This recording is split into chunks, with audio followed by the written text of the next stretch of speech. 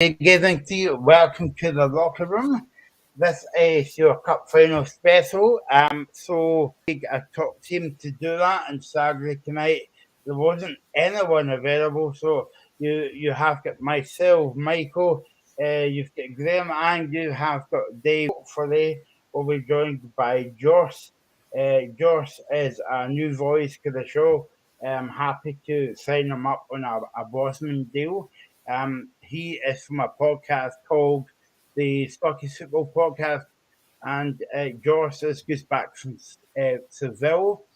So you can guess what team he was supporting in Seville.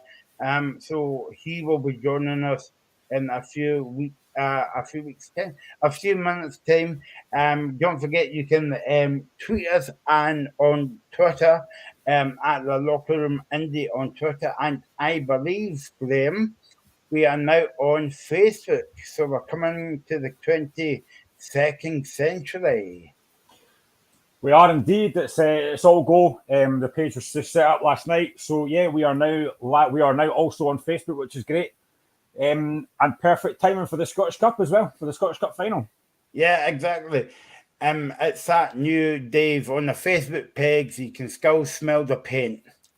I love it.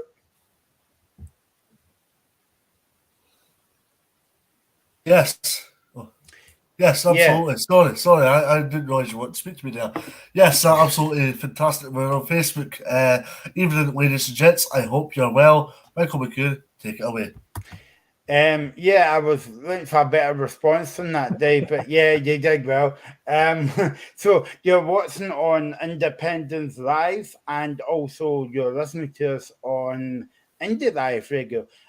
You can comment using the comments button below on Facebook and YouTube, and you know what to do. So comment.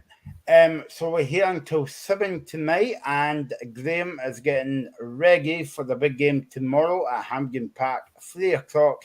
It's Hearts against Rangers. But before we get to that, let's go back to Wednesday night, guys, and speak about the Seville the Europa Cup final.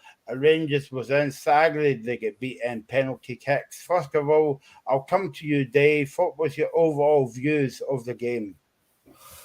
Yeah, I thought Rangers had some good chances in the game. They did get some good opportunities. They did get into some good areas. Should maybe hit the tie one out long before they did. They did well taking the lead for Rebo, really good fresh from Joe Rebo to go up with the scoring just after the second half there. I've made the point, not to you guys, but I've made the point to other people. I think the Frankfurt goal can be avoided. I think Goldson needs to do more, but not only Goldson. I wouldn't just pin the blame at Goldson. I'd also pin the blame at Al McGregor.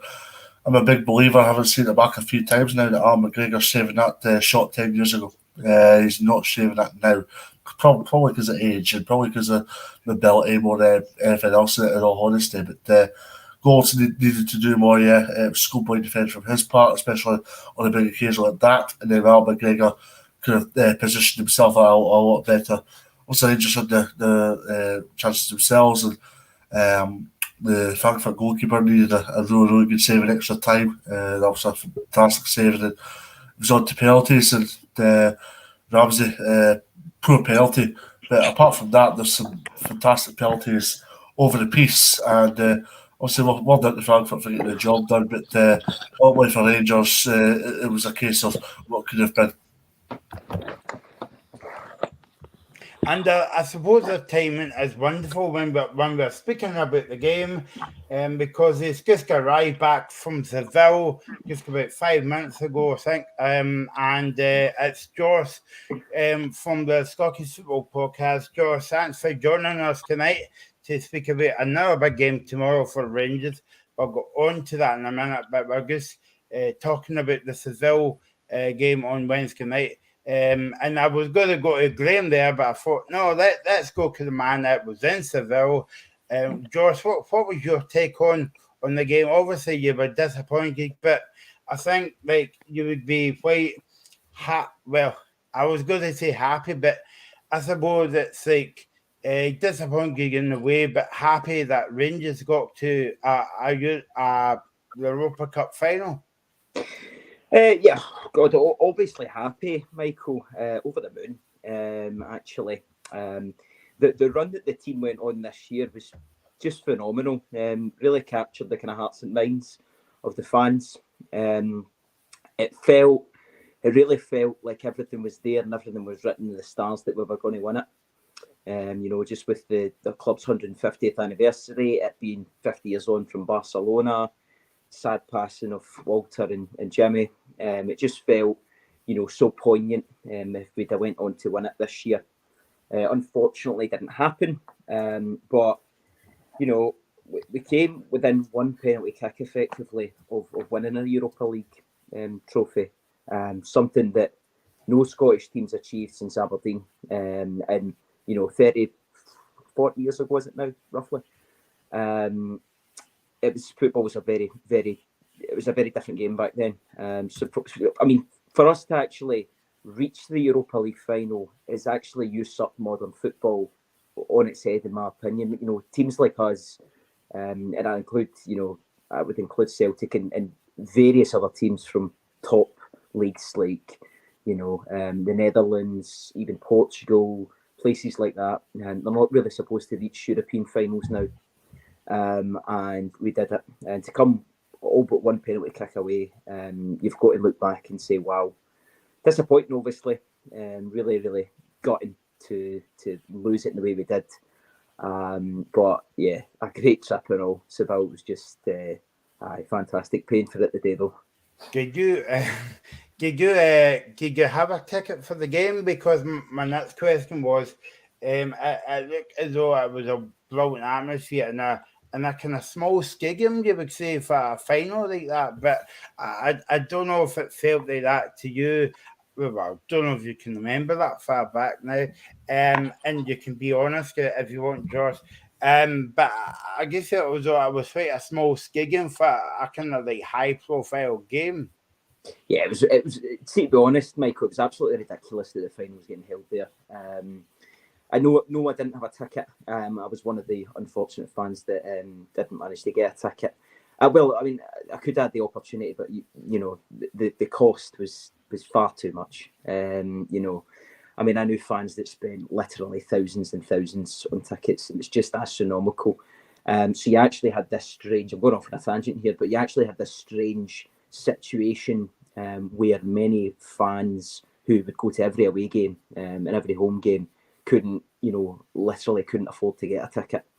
But you had fans who were maybe a bit wealthier who could shoulder that kind of burden. But anyway, the stadium itself, wasn't really fit for purpose. I think UEFA and the kind of local police have got a lot to answer for, particularly with regards to the water supplies within the stadium. We've had a lot of kind of horror stories post match about what the situation was with hydration in the game. Now, in Seville that day, it was hot. It was hot. I need to repeat that because it was about 32, 35 degrees all day long. Everybody was drinking all day.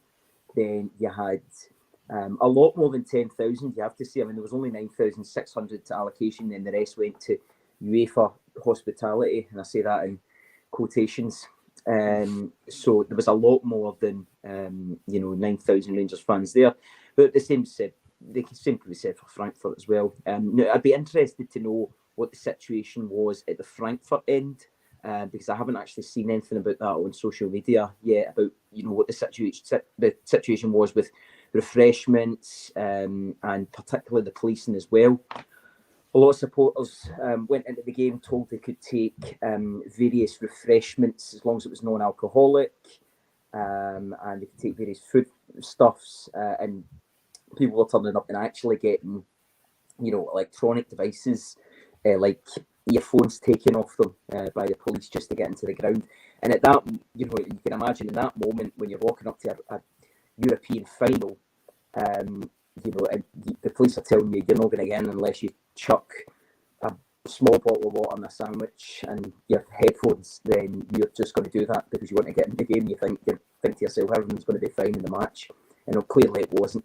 The stadium was antiquated, finished in terms of hosting a major final. In my view, I think these things should be tiered. There should be a minimum set of requirements in terms of capacity, but also in terms of what the local authorities and UEFA can guarantee, particularly for fans who are going into the game, and in terms of the match day experience as well. So thoroughly good trip, but the stadium, not fit for purpose. I'm just reading that online now, Josh, about UEFA has apologised to the Rangers fans who attended Wednesday's game. But I think it's a disgrace for UEFA to come out with that kind of like 2 days after the game. Yeah, and I put a tweet earlier on saying that we live in the shadow of Hillsborough 30 years ago. And obviously this was nothing like Hillsborough, but there was the potential there. If you put, so many thousands of fans in a stadium with no hydration and 30-degree heat, and the stadium itself was, not fit for purpose in terms of its steepness and the way that the safety kind of infrastructure is within the stadium. It wasn't fit for purpose, and the fact that happened, when football as a sport has such a kind of dark history with what's the phrase I'm looking for? The culpability of authorities having poor decision making, costing fans lives. It was really shocking. Yeah, okay, so that was off the park. Let's speak about on the park as well. I thought I was fighting a very kind of bit before I bring Graham back in, George. I felt I was fighting a kind of open game. You would maybe not say that because obviously Rangers get beat, but in the 90 minutes, I was fighting a kind of end-to-end game, and usually when it's a cup final, whether it's a Scottish Cup final or whatever, it's kind of a bit dull, but this cup final was kind of end to end. Yeah, we both had our chances. To be honest, I think that too many players had 6 out of 10 games.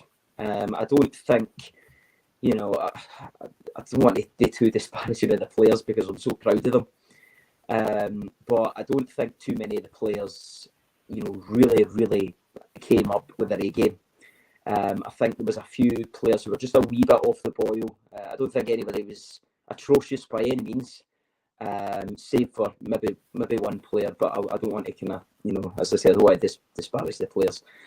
But yeah, the game itself, we had chances. There's the gilt-edged chance of Ryan Kent towards the end, which if that had went in, oh god, right.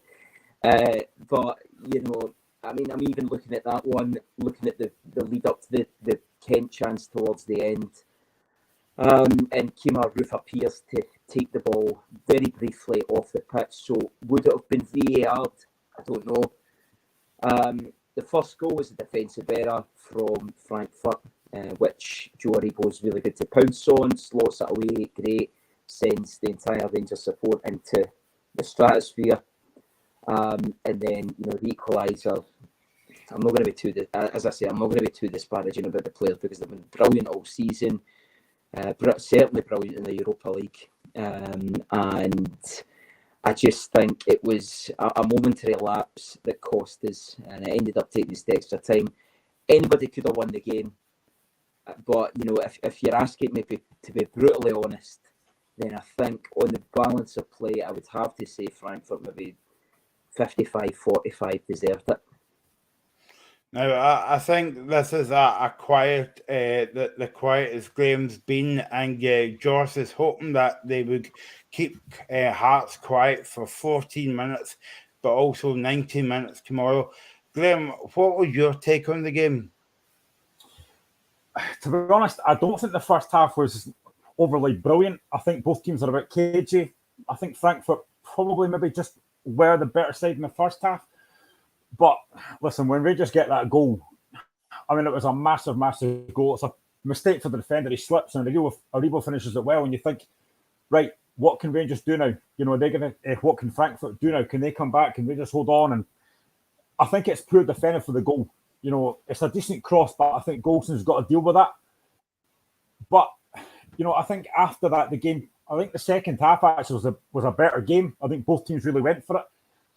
And then extra time, probably I should expect, was very, very cagey. Neither team wanted to lose it. And I think Josh is right. You know, I think that chance for Ryan Kent, it's a good save from Trapp, but I think Ryan Kent will have nightmares about that because I think he probably should score.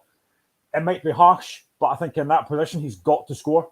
But, I mean, it's very good play from Roofe. He does really well to win the ball, and it's a good cross in. But, I mean, I honestly think Kent just scored. If he does, Rangers win the cup. And then once it goes to penalties, you know, it is a lottery. I have said already on one of our on our group chats that I'm not a massive fan of players coming on just to take a penalty. They're not up to the pace of the game. And the way that Ramsey stepped up to take that, I'll be honest, I wasn't sure he was actually going to score it. But listen, for Rangers to get to the final, it was absolutely huge. They've done a brilliant job getting there. But I do think if you're Ryan Kent, you're looking back at that chance thinking, that's going to haunt me because I think he should score. I really do. But it was a great achievement by Rangers. And listen, to get to the final of the Europa League is an amazing achievement. And I think Rangers have done themselves proud. But, you know, if they score that chance to win the cup, so it's a difficult one. But I think Rangers did do well. Obviously, Peep, you've got to love football fans because they jump in the gun and say, who will win the cup tomorrow? Well, we have got a poll on our Twitter page. Just go to Locker Room Indie. It's just simple. Who's going to win the cup tomorrow? Because it'll either be two teams, because there's always two teams in the final. And this year it is Rangers and Hearts. So who will win the final? And Joss and Graham's not in the same household, so I don't need to step in. I'm going to say round 5. So yeah, that was a joke there.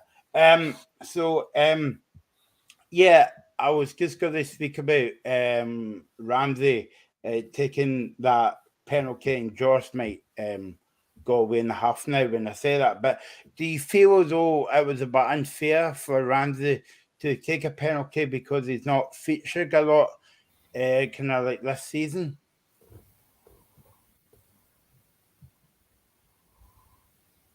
Josh? I think by that answer, Josh thinks no, he shouldn't have took a penalty. I'll go ahead, Michael. Yeah, I'll go ahead. I mean, Ramsey was brought in January by Rangers to make a difference in the second half of the season because ultimately a lot of people look at Rangers and saying they'd have been second best because Celtic were well and truly in their stride by that point in time, and Ramsey was brought in to do a job, and he's not done that job. And I was on another group chat last night, and I raised the question to a lot of people: who's the bigger flop? Is it Shane Duffy or is it Aaron Ramsey? I kind of was wanting to go for Shane Duffy, just based on how things went for Celtic last season and how things transpired for the boys. But in the same token as well, I think it was more collective error from Celtic in terms of them. So I think the bigger flop's been Aaron Ramsey here. He has came in and played some games such as Aaron, but I mean, one man is dog. With all due respect, could play against Aaron the Fleck, for goodness sake. He played against Dundee, but then again, Dundee were nothing special. So it's those type of games where you throw in fringe players, and Ramsey's not made that much of a difference in terms of either on the European trail or indeed domestically. And that penalty last night, the number one rule about penalties is you put them in the four corners. Try and aim for one of the four corners, and 9 times out of 10 it'll go in the back of the net. Put them down the middle, it could go well, but it could only go well if the goalkeeper goes to the corner. The goalkeeper was Kevin Trapp. He was brave, had some good reflexes about him, and obviously got the save that he desired, and then obviously Frankfurt got a lot of confidence from that. and they got the job done, and that was the most important thing. For Aaron Ramsey, it's been a failure after another failure after another failure, because he's had really good spells with Arsenal, Juventus, and he's done very well internationally with Wales. This had the feel of, was it Gareth Bale when he joined Spurs in the second spell? It had that vibe about it, where big player coming in a decent sized club. I wouldn't exactly go for the big fish in a small pond terminology here, but I would go for the big fish looking after his babies kind of vibe. Michael, you'll obviously be dreaming of that now in your bed, obviously, but that's the impression that I got out of it. The impression I got of it is, Aaron Ramsey, you're the daddy, look after the kids. And he hasn't done that. This has ended up being a big game for Rangers tomorrow against Hearts, because Rangers don't win this, Giovanni Van Bronckhorst is under huge pressure, because Rangers Football Club simply will not accept no silverware throughout the duration of a season.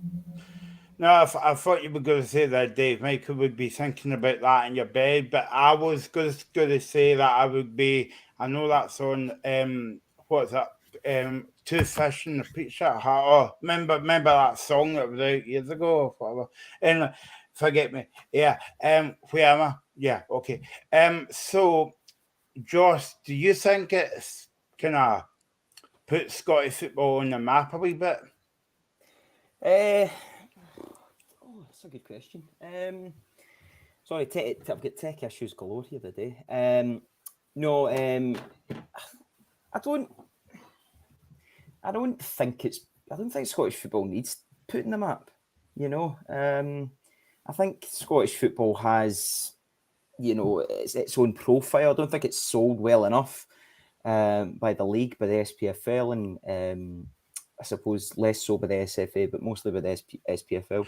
I think what I was getting at there, Josh, was like, I know football fans are, you know, talking up the football teams because the cows come home and stuff like that. But you're right in terms of like the media, and I mean, you just have to look at today. Obviously, we're going to speak about that later on. About Premier Sports has got the rights to the Scotland game to 2024. So they're not doing any fans any favours about if you want to watch the game, go to the pub or go to buy Sky. But what happens if people can't afford it? So that's the kind of like angle that I was coming at this, like in terms of, we know that the products do good on the park, but off the park it's rubbish, and that's a polite way of putting it. But people doesn't fancy Scottish football, or, you know. Yeah, I mean, I think that Scottish football, it is what it is. I mean, the people that follow Scottish football know that it's a great product, and when, you know, people that follow the league know that there's top quality. I mean, players that have came and played in this league. How many players have come and played in Scotland with, you know, big reputations, big prospects, etc., and have been really kind of average or failures. I'm thinking along the lines of, you know, your Bartons, Shane Duffys. I'd actually put Aaron Ramsey into that category. I think he's been a failure of a signing. You know, he's obviously a world-class footballer, but yeah. So to be honest, I think that we don't do enough to sell the league, but is it put Scottish football on the map? I don't think so. I think there have been people all over, particularly in the UK, you know, wanting and hoping Rangers to win on Wednesday. But there certainly weren't any other kind of football fans and supporters wanting Rangers to win on Wednesday in Scotland. Anyway, that is. Michael, can I just ask? Sorry, Michael. Can I just ask Josh a question here, right? At what point during that Europa League run did you think you know what, Rangers might actually do this, like get to the final. I mean, obviously you knocked out Dortmund, which was an incredible result. To go to Germany and score 4 goals against a Dortmund side was unbelievable. But at what point did you start to think, do you know what, this might actually happen here? When John Lundstrom scored against RB Leipzig, the second leg, because it just didn't really seem going into the semi-final. Going into the semi-final of the against Leipzig, 1-0 down into the second leg. It just felt like you know, I mean, we've been brilliant at Ibrox all season in Europe. And it felt like, yep, we can dig out a result here, but it really did.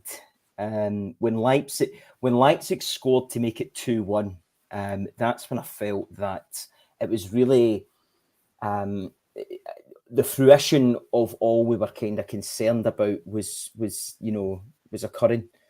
You know, the fact that Leipzig were massively financially out of our league, I suppose you could put it that way. And the amount of quality they have throughout their team.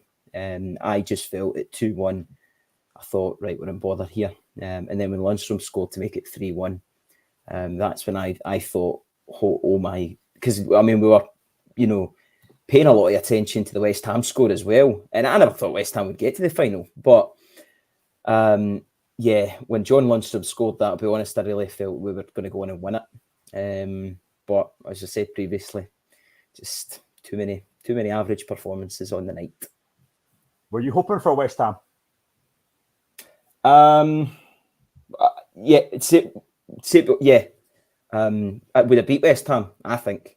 We'd have beat, and I'm not saying that, I'm not saying that out of any kind of arrogance or whatever. But if you look at our run up to the final, we've always been at our best when we were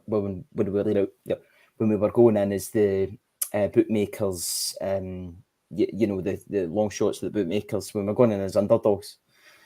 You look at Dortmund, Leipzig, Braga was kind of 50-50. Red Star, I suppose we were kind of the favourites then. But, we went into every game not expected to perform. And I think if we'd have went into the final against West Ham, can see the bookmakers making West Ham heavy favourites.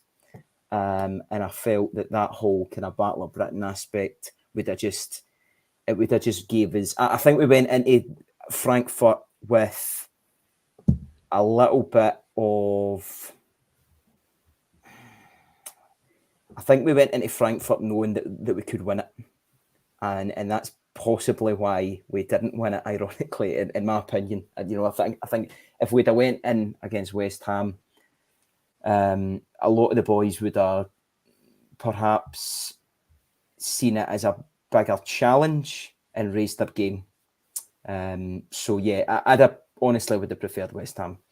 I suppose, I was just going to say, I was asked you that question 5 minutes ago. Now, when you said West Ham, because if you bet West Ham, do you think Scottish football would be on the map then? Because obviously, that kind of lock down the road doesn't give two monkeys about Scottish football. But if it was a case, if you were beating West Ham and you beat them in the final comfortably, would you still say that pundits getting the roads will say, well, West Ham wasn't up for the game, and they would come out with some kind of excuses? Yeah, of course they would have. Of course they would have. But that's just the nature of that's just the nature of the UK sports media. That they have almost a predisposition to believe that the Premier League is the best. Is the league in the world that has the most quality, and it does because it's got the most money. It's got the most marketing. The marketing's incredible with the Premier League. They're absolutely fantastic at that, make no doubt. So I don't think. I mean, even if we'd have went on and beat West Ham, they would have painted a picture that it was, this kind of scrappy underdogs achieves miracle result, when actually the reality was that we went through to the final and absolutely battered teams. We absolutely battered teams. I'm not just saying this, but I'm not just saying this because I'm a Rangers fan. I genuinely think that we were the best team in the tournament.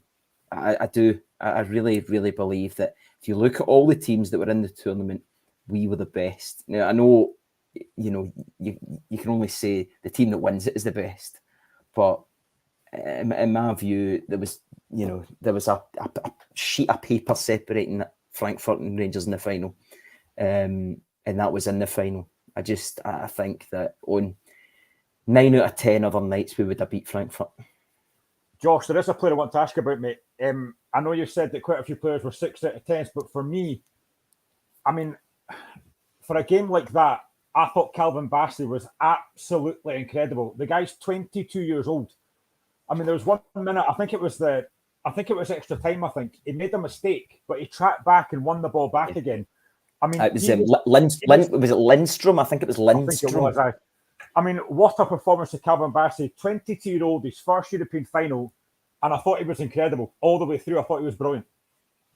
He was unreal, absolutely unreal. He just raised his game to another level, and he's been brilliant all season. He's been my player of the season for Rangers in the league and in Europe. But he just found another level again on Wednesday. It's a shame that he's the teammates that they had around him. Again, I'm not being disparaging of the team, but they just couldn't find that similar level. Some of the defenses. I mean, that's the Lindstrom one where he tracks back and clears the ball and retrieves it. It's absolutely phenomenal. He's just so fast and so strong. I think he, still has the very occasional mistake, but he's got better and better with that. And I actually think that you can see the way that Giovanni van Bronckhorst has improved him as a player, because I don't think he looked under Gerrard. I don't think he looked probably half the player he is now. So. Like it or not, Giovanni van Bronckhorst has made huge improvements to the team. He made huge improvements to Calvin Bassey, but other players as well. John Lundstrom, another one. So Bassey is, and obviously there's a lot of kind of stories about, what teams will be interested in Bassey. Getting to a Europa League final. I suppose it brings us back to your point, Michael, about putting Scottish football on the map. Getting to a Europa League final offers teams like Rangers, like Frankfurt, the chance to advertise their players on a bigger stage. And there will be clubs sitting up looking at Rangers. They'll be looking at Joe Aribo. They'll be looking at, a few of the other players, Ryan Kent. And definitely Bassey. But I've seen a couple of the figures bandied about, and we'll need a lot more than that. See, what I was just going to ask as well, me and Michael and that spoke about this in the show before, that when Van Bronckhorst first came in, the very first thing he had was his captain, James Tavernier, after that Hibs Cup semi-final, saying a lot of players have lost hunger. So I think for the job that Van Bronckhorst has done, to get to the Europa League final, it really can't be underestimated that he's had to kind of, okay, they've not won the league, but he's had to turn that kind of around and, for your captain to come out and say we've lost hunger. I think Van Bronckhorst's done a very, very good job so far. Yeah, he has. I think he's been fantastic. I know, Dave, you were talking about how Van Bronckhorst could be under pressure if he doesn't win the Scottish Cup on Saturday. Personally, and this is just my personal view. I know other fans will have different opinions, but personally, I don't think he is, because I think that he's been fantastic in Europe. Some of the decisions he's made, and he's made decisions that Gerrard would have never done.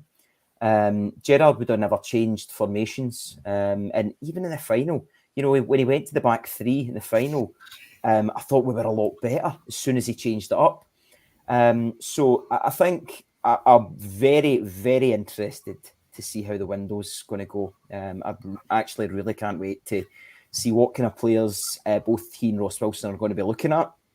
I can't wait to see what players maybe move on. I'll be interested to see, what kind of transfer business is done with the club And I'm happy with Gio going forward, because I do think, and you're not be surprised when me saying this, but I do think that we are in a good place for the league next season. I'm not saying for 1 minute here that Giovanni Van Bronckhorst will get the sack if he doesn't win the Scottish Cup tomorrow, nor want to obviously have any repercussions heading into next season. But just remember, Josh, Sexton Rangers fans were letting Giovanni Van Bronckhorst out the door 4 or 5 weeks ago. I maybe wouldn't go that far in saying that so many people wanted him out the door. But I will say, okay, there was a little spell of pressure. There was a little spell of pressure a while ago. But he is, at the end of the day, he's made a Europa League final. The first team since the last team that got to a Europa League final was Rangers, and since then the club's went into administration, been relegated, had to rebuild from the bottom up, and has, in a space of hello? 10 years, we've returned. Okay, I'll see you in 5 minutes. We've reached the Europa League final. I'm very happy with Gio. Josh, sorry, Michael, just got to say there's a question here, I think, actually, for Josh.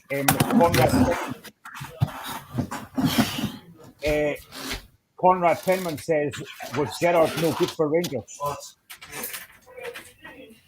Of course, Gerrard was great for Rangers. Gerrard won title 55.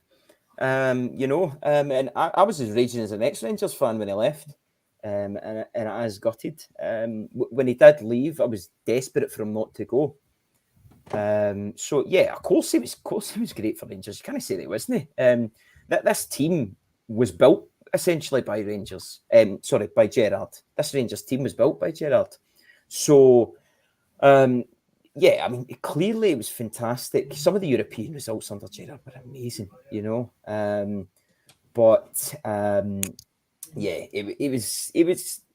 was great. But the thing is, he's now a figure of the past for Rangers. He's not the manager anymore. He's gone. So is Michael Beale. So is his whole coaching infrastructure. So, in that sense, Gerrard's always a legend for stopping 10 in a row and winning the 55. But in that sense, he is an irrelevance because he's gone. Do you know? You don't. To be honest, you get Arsenal fans still going on about how much Wenger's a legend at the club, but they don't spend all their time on podcasts and all their time on Talk Sport and all this, talking about what about Wenger? What about Wenger? He's a figure of the past. Do you know? So and that's the way I view Gerrard, as a legend, but done. Gio's the manager now. I'll be honest. If Steven Gerrard does Liverpool a favour on Sunday and wins us the league, I'll be happy. Look, there is a wry irony in the fact that I can't remember who exactly. I don't really follow English football that much, but there is a wry irony in the fact that Rangers were in a Europa League final in the same week or the same night that Gerrard's Aston Villa were turning out for a 13th place game against Burnley or Charlton or whoever. I don't know who's really in the kind of mid-table to bottom table of the Premier League. Before we move on to speak about tomorrow's game, I know that we are joined by Reagan now as well, but I want to ask you, Josh, if you gave now I know I've invited you on the show, but I never told you I was going to ask you a difficult question. But don't worry, it's not a mastermind, right? But if you gave, if you said to the Rangers fans, your English season in 2 cup finals, the Europa Cup and the Scottish Cup final, whether that's against Celtic, Hearts, Hibs, whatever, what cup do you think is most important to the fans? In terms of winning or just reaching the final? Yeah, in terms of winning, and don't say both of the cups, because you know, but if you pick one, I've got an idea of what you would say, but I might be totally wrong what you're going to say here. But I just want to ask you, as a kind of Rangers fan, what one would you prefer? Well, there's two. Well, I suppose there's two aspects to that, Michael. One is a Rangers fan, and Celtic fans are like this as well. But you're expecting the team to win every competition we go into, maybe except Europe. So you know, if you're asking me, what cup would be more important, the Scottish Cup final or the Europa League final, and do you know most Rangers fans I know would have took getting to a Europa League final and sacrificing the league. If you put a gun to their head, but no Rangers fans ever going to say that they would be happy losing the league to Celtic. So, am I happy with this season? I probably am. We reached the Europa League final, made memories that will never ever be forgotten, and I was too young to go to Manchester. So to get to Seville in 2022 was a special occasion, and one that I'll never forget.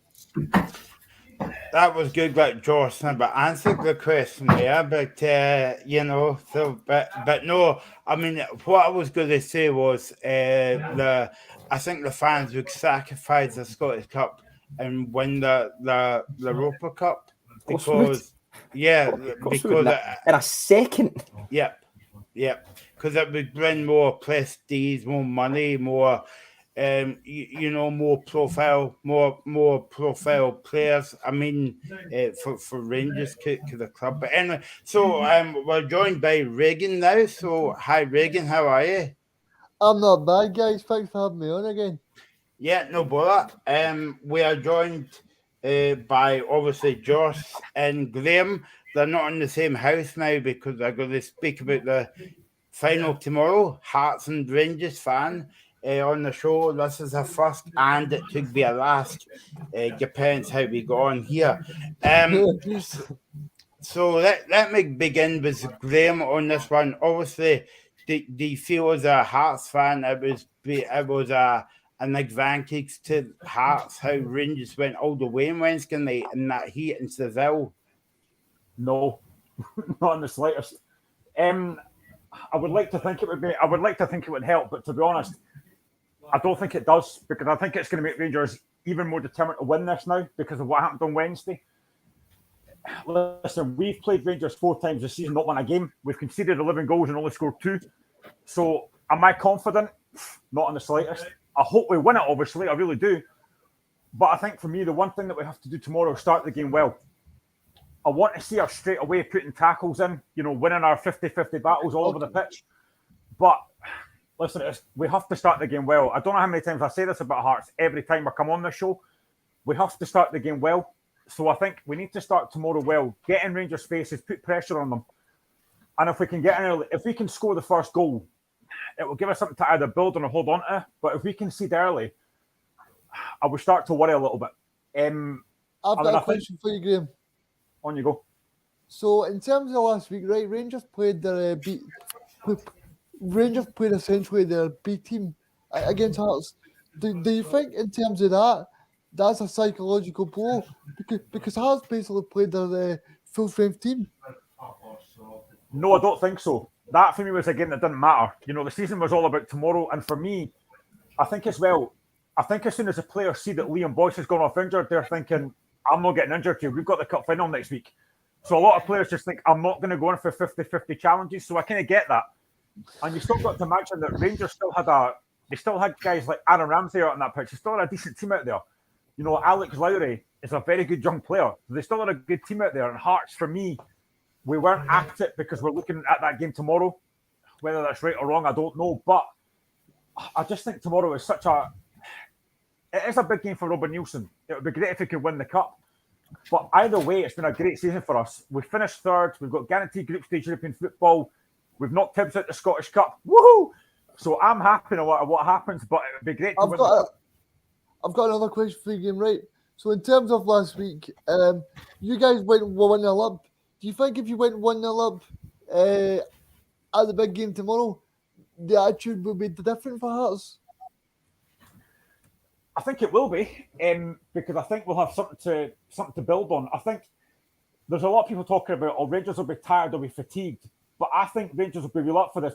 I think if they'd won on Wednesday, I think Hearts might think, well, they're going to be, they're a bit high as a kite, they're not bothered about this game, but because they've lost that game, I think there'll be an extra this, that Rangers will come out firing for this game. And as I said already, we've not beaten Rangers this season, so it's going to make it even harder.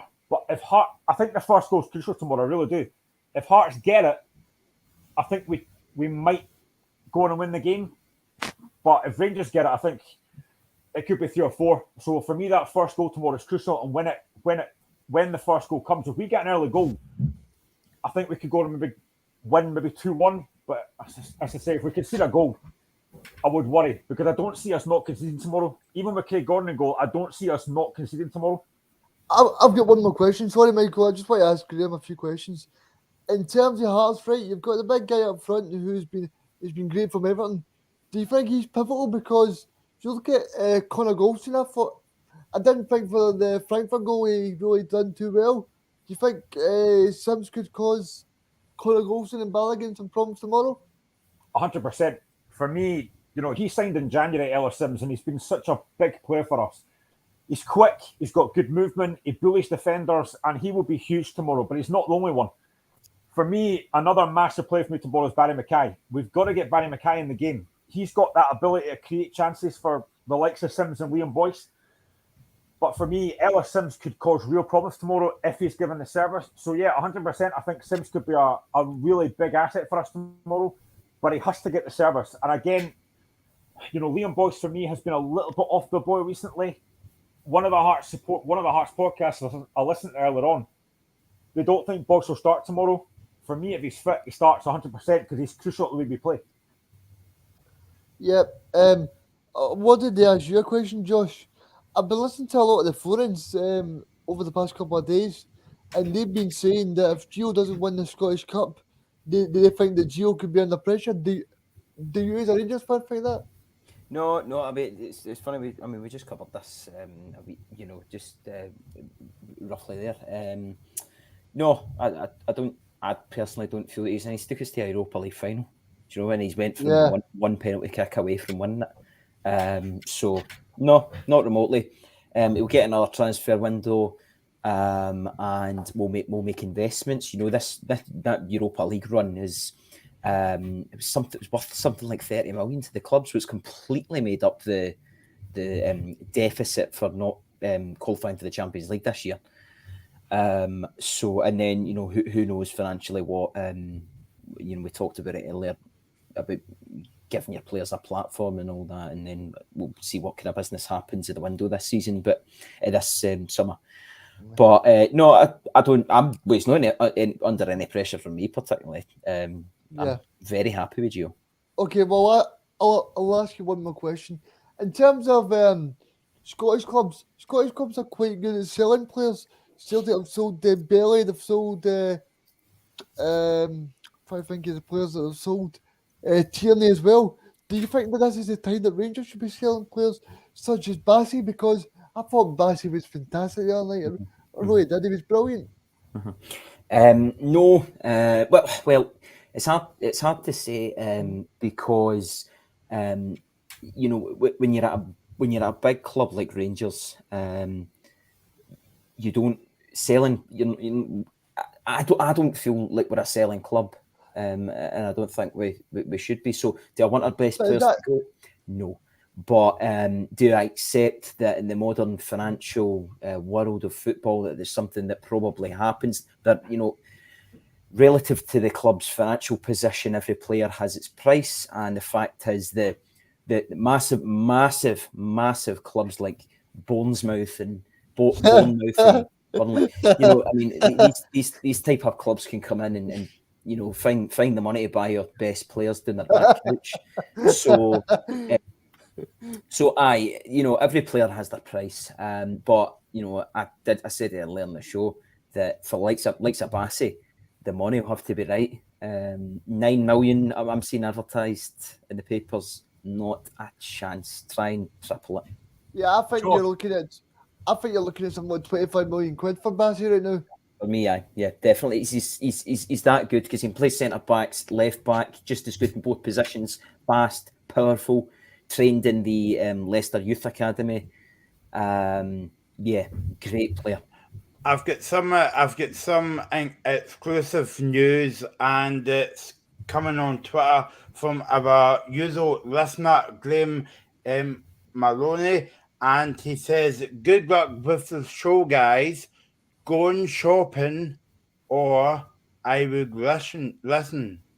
So there you go. So he would rather go shopping than listen to us on the Friday night, Graham. That's not very nice. To be fair, so with that. And me. But yeah, so in terms of the game tomorrow, Josh, from a Rangers point of view, even though Rangers got beaten Wednesday night, and we all know that, but do you think that the team will have to kind of right a wrong, and also do you think that they will be on a bit of a high going into the game? Oh, I think Graham's probably right in the sense that actually, if you're going to go down the whole sports psychology route, I actually think that if Rangers had won on Wednesday, that it probably would have been better for Hearts in terms of the cup final, because to me the players would be wanting to be going out in the piss, and but yeah, I think that the players are going to want to go in and right a wrong tomorrow. So yeah, but look, I'm not going in expecting us to walk over Hearts. Hearts are the third best team in the country. I've got great players. Sims, Graham, you talked about him. I've been really, really impressed with Sims. I think he's very good. Barry Mackay, he's been fantastic as well. I think that a lot of the players, a lot of what Hearts have been really good at this season is bringing in players when they've got injuries and them just being as good. And I know there is going to be changes this week. I don't think the game last week was a particular reflection on either team, to be honest, because I know that Hearts are going to be a wee bit different this week. The Robbie players back, but equally for Rangers, it'll be a different team tomorrow. I'd like to see Alec Lowry play some. Yeah, me too. I thought it was fantastic at Tynecastle last week. I managed to watch that game down in London. He's fantastic. He's got a big future in my view. He's a lot of the time you can watch a footballer and you can just tell, you can tell that he's got it up there in his head. And Alec Lowry, the most impressive thing that I see about him is his vision. Already, he just knows where to put the ball. He just looks so comfortable on the ball. Yeah. I don't know what you think, Josh, but and that's the kind of trait that you would associate with a Spanish player or a German player or something like that. Mm-hmm. Yeah, and it's in those little passages of play that you see a player. I mean, any young player can come on and do something incredible, have a moment of brilliance, right? But if you watch a player for 90 minutes, like it was against Hearts last week, and the absolute basics of football, like his 5 to 10 yard passes, his 20 to 30 yard passes, his touch particularly, and his ability to turn on a swivel. If all of that is brilliant, then you're immediately thinking, wow, right, this kid's got strong foundations that he can go on and forge a successful career in. So I do hope he has some sort of role tomorrow. But to be honest, I think Gio's going to want to play a lot of the team from Wednesday, because a lot of those boys are going to be desperate to come in, and as you said, Michael, they're going to want to right or wrong. I've got a question for you, Josh, right? See, in terms of psychologically for Giovanni Van Bronckhorst, does he play Ramsey because he missed a penalty to try and right that wrong, or does he maybe take him a step back and say, right, this has been a hard 24 hours for Ramsey, maybe we should not play the cup final? I can see the kind of emotional, because I mean I did feel for Ramsey. I think he's been a terrible signing, but I did feel for him missing the pen. hitting a penalty is. I never wanted him to take a pen, and See, actually, when he went up to hit the penalty, I actually said to my mate, he's not scoring this. He's not scoring this. I felt very comfortable about the other four, or the three that came before him, and then Roof, but I didn't feel like he was going to score. I don't know if you managed to hear the press conference, but Gio did say that the person on the fourth penalty for Rangers was Borna Barisic, that he went off injured. Do you know, I watched about half of the press con. I was watching the press conference, Gio's press conference there, and then my phone died about 20 minutes ago. No, God, an hour and 20 minutes ago now. But yeah, I mean, this is the thing. I mean, he's probably put Ramsey in because he's such an experienced head. He's a top technical footballer, but I just don't think it was in the right place mentally to hit a pen. Personally, I'd be absolutely ruthless and not start him. I probably wouldn't play him. I think he'll play Arfield. Arfield was up for the pressers today as well, so I think he'll play. So yeah, we'll see. We'll see what he does. Personally, I wouldn't want Ramsey in because I do think I desperately want to win this tomorrow. Right or wrong, give the fans a day to celebrate, and certainly. I think, being totally honest, my honest opinion, I don't think Ramsey is the best option. Although he might be technically the most gifted footballer in the squad, I just don't think he's sharp enough. I don't think he's mentally there. So, Graham, I wanted to ask. I just wanted to ask Josh a question, kind of from my Hearts and Rangers persuasion here. I posted this on Twitter last week, my own Twitter page, and I ran a poll. Now, as a Hearts fan, I asked the question, should John Souttar start tomorrow if he's fit? Because obviously he's going to Rangers next season. Now, 79% of people said yes. Now, to be honest, I agree. I think he should start. But what would your thoughts be if it was the other way around? Would you want John Souttar to start tomorrow? I think that from a Rangers perspective, I wouldn't want him to start because he's Hearts' best defender. Well, I mean, you could argue him or Kingsley. But I wouldn't want him to start as a Rangers fan. If I was a Hearts fan, I would want him to start.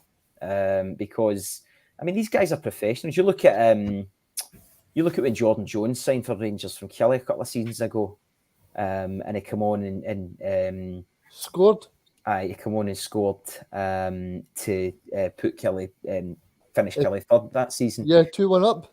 Yeah, to put them 2-1 up. So just because a player has, is agreed a pre-contract or agreed a deal and then went back and loan, doesn't mean they're going to be any less professional. John Souttar's been fantastic since he signed the pre-contract with Rangers. He's been fantastic for Hearts.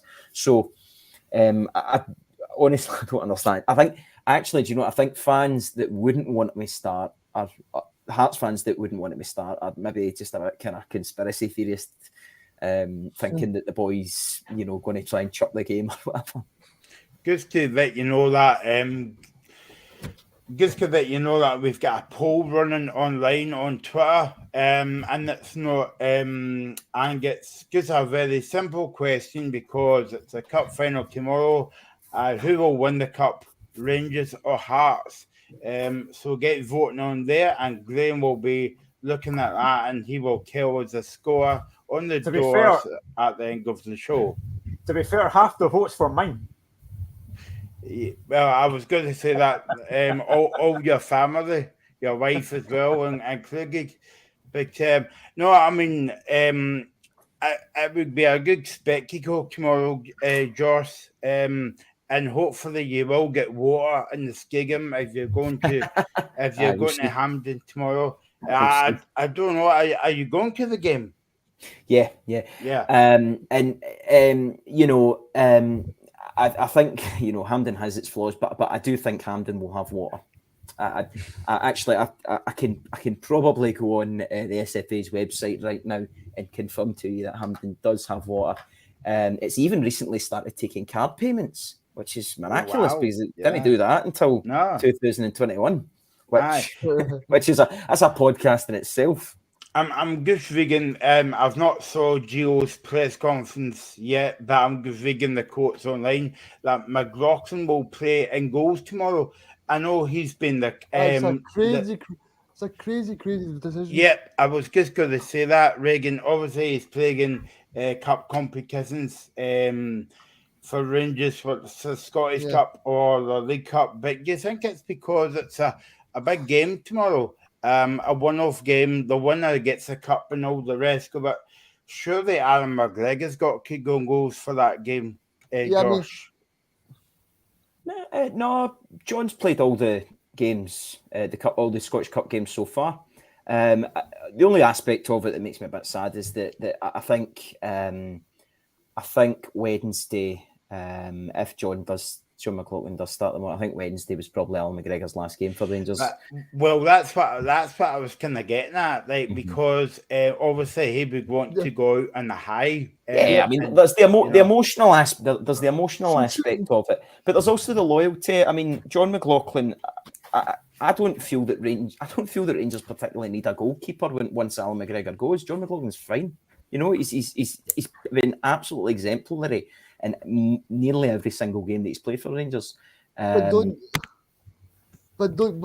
you think back to the moments that Alan McGregor has saved Rangers and think, well, he's the perfect man to lead us? You know, I'm not saying John McLaughlin's a bad goalkeeper. I'm saying that from me being a Spurs fan and watching Michel Vaughan in finals, you think to yourself, surely they should play the best player in every single position.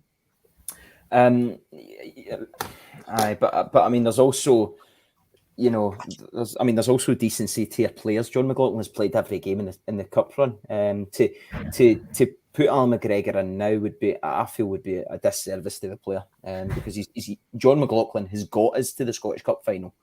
Alan McGregor is, you know, one of the best Scottish goalkeepers ever, in my opinion.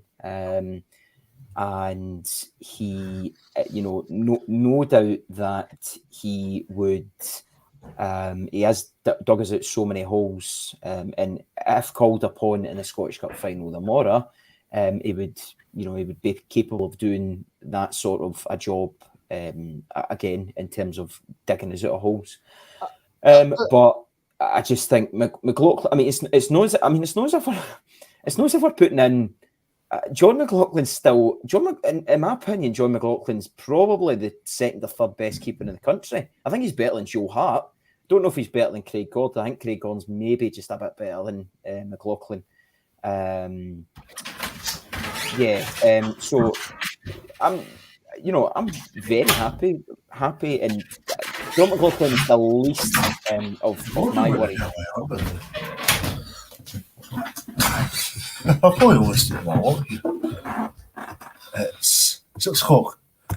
Sorry, Dave. Can you put yourself in mute, please? We heard everything like that. We were actually hearing you eating your dinner as well, so that was quite nice as well. But no, I think the point that we were trying to make was if it was McGregor's last game, it would be good if Rangers won the cup and he would go out kind of like on a high. That's the point. There's certainly the emotional element of it, Michael, and it does make me sad to think that Wednesday was his last game. But has a poignant place as well. But I mean, from a footballing perspective, you know, if I'm a football manager, and I want to be honest with my players, and I want to be respect is get so much. It's worth so much. You don't want an unhappy dressing room. If he turns around and says to John McLaughlin tomorrow, "No, you're not playing," and put Alan McGregor in, he's going to go down in the estimations of John McLaughlin in terms of respect. So, I'm happy with John starting. Surely top level sport is not about sentiment, though. It's not. I mean, just you know. I mean, I get what you mean there, Regan, but it's also about a manager having a good relationship with his players and being able to create a harmonious dressing room at all levels of football. Momentum and mentality is probably the number one thing that drives a team forward. Look at Leicester won the English Premier League with a pretty average team Yep, I agree with that. And they just and they just kept ploughing on and winning game after game that they weren't expected to. So momentum and mentality are everything in football. And if you can't command that from your players by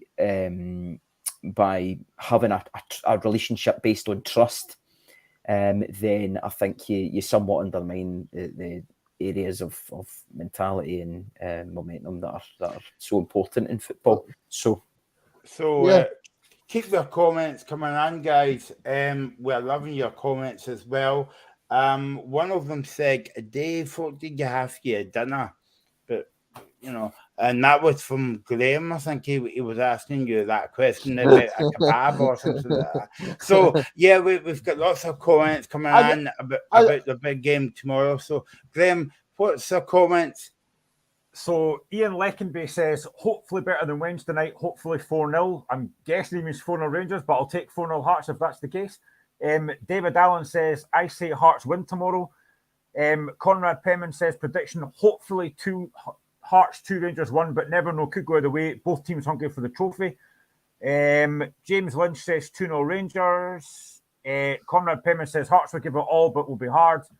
Johnny White says 2-1 to Hearts. Conrad Penman also says, and I agree with this, Sims is on loan. Hope one day Hearts can keep him. 100% agree with that. I'd love to keep him. And maybe with the fact that Everton have stayed up, that might help us. E-Curb Eve Ligo, I have no idea if I said that right, but he said, come on the Hearts. And Conrad Penman also said, Hearts, Hearts, glorious Hearts. So we're getting a lot of comments coming in. Keep them coming, guys. One question, guys, to ask. I told you I wouldn't ask difficult questions, Josh, on your first show, but I lie sometimes as well. So, so from a Rangers point of view, where will the game be won and lost for Rangers? And obviously, I'll ask the same question to my dear friend, Mr. Duffy, as well, but Josh can go first. It's look, I mean, I'm no, it's no being disrespectful to Hearts to say that when you've got a team like Hearts, who are by some distance the third best team in the country, but when they're coming up against a team like Rangers or Celtic, and the financial disparity is so much different, so that then kind of leads on to B, the quality and depth is so much different. And that gap is so wide. It's hard to say where the game's won and lost. It's probably easier to answer that question from a Hearts perspective. I do think I wish I'd caught the full press conference of Gio today, because I only watched up until about 6 or 7 minutes into it, and he didn't confirm whether Roof is fit or not, or whether he's going to start. But I do think we're lacking up front. See, I was going to ask you this question, because I thought when Roof came on, he certainly held the ball very well. Josh. He came on too late. He did come on too late, and that's. I'm not going to question Gio's tactics because he's been brilliant in the Europa League, but I do think Roof came on too late. But that's possibly a fitness thing as well. Roof's had fitness issues the same way Ramsey is. I don't think Roof's a fit enough player. I think we need more in the striker department for next season, definitely. But that's one area that we're lacking, certainly lacking at the moment. Joe Aribo is good. He's as a false number 9, but he's not an out-and-out striker. Sakala is not, for me, he's not a striker at all. He's a winger. And if Roof's fit, then that's ideal for everybody. Well, it's ideal for Rangers. But yeah, I think in that department, Hearts have got a very astute defence. So we'll certainly see how things go there. I think we're stronger than Hearts in midfield at the moment. I'm not sure fitness-wise who's going to be back for Hearts. By the way, just to let you know, Josh, sorry to cut across here. I'm reading the quotes from Gio's press conference. Obviously, Bathy is out of the game. I don't know if that's due to injury from the other night or whatever. Lowry will play a part of the game. And was it Barisic, maybe, Michael? Barisic, yeah, sorry, Aye. sorry. I need my specs on now. And Goldson has, well, good news because they're saying that Goldson might have a new deal. It's unlikely to have a new deal for Rangers. So that's a bit of disappointing news for you, George, and all the Rangers fans out there. But yeah, I just thought I would say, but he mentioned nothing about Roof here in this quote that I'm reading. I mean, Goldson, nobody's surprised. I think we all knew he was moving on. And he goes with the best wishes. I wish we had a year left in his deal. We could have got some money from him. But hey. Yeah, but Barisic will miss. I think Bassey will get to left back, and possibly Balogun will come in. Don't know what Hollander's fitness levels. I don't think Hollander's anywhere near fit. So he's certainly not been on the bench for a few weeks. So we'll see. We'll see if he comes in. Interesting. What'll be interesting actually to see if Leon King plays any part, and that'll all depend on whether Bassey gets shifted to left back. So yeah, be interesting to see. We're light in centre back options at the moment. I think Balogun could play and Bassey pop to left back. So yeah, lot interesting. Not surprised at Goldson at all. Barisic, we knew he was out. Barisic went off in the extra time. So yeah, no surprises. Disappointed at Goldson, but I thought you were going to tell me there that he's likely to sign a new deal, Michael. And I was just about to use a few expletives. Well, you can do if you want, but you've got to come back after 9 o'clock tonight, George.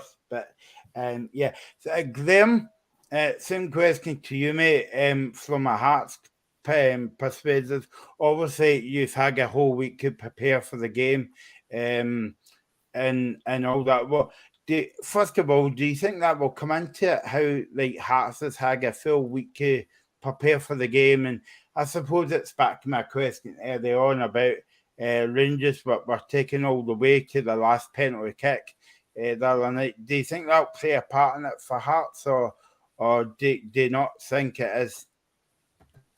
No, I don't think it'll matter. I mean, having the extra time to prepare would hopefully help, but again, it depends who's going to be fit. I mean, in my head, I know the team that I want to start tomorrow. Whether it does, I don't know. But I mean, we're going to have hopefully Craig Halkett back, Cammy Devlin back.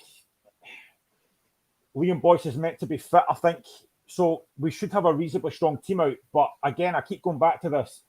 The first goal is crucial. If Hearts can get the first goal, it gives us something to hang on to or trying to build on. But if we lose an early goal, it could be a very long afternoon.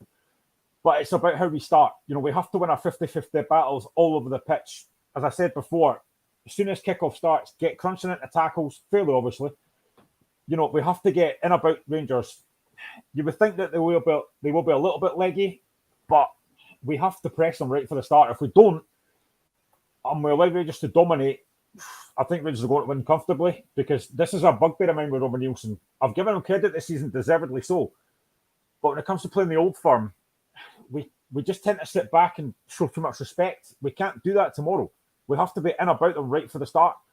So I'm hoping, for me, I've seen a few Hearts fans saying Andy Halliday should start tomorrow. I personally hope he doesn't, because he doesn't turn up for these games. I would rather have Cammy Devlin and Peter Haring in midfield, because at least Devlin is going to actually get challenges in.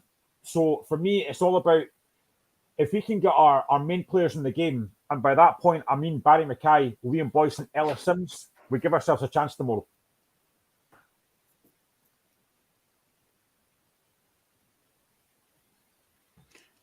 And obviously, what do you think of the player of the year, Craig Gordon, tomorrow on goals for Hearts? Well, I'm glad it's not Ross Stewart, because he's dreadful. But I mean, Craig Gordon's absolutely brilliant. For me, it has been, again, I could go to the Hearts team and say Stephen Kingsley, Craig Halkett, Barry Mackay could have got player of the year.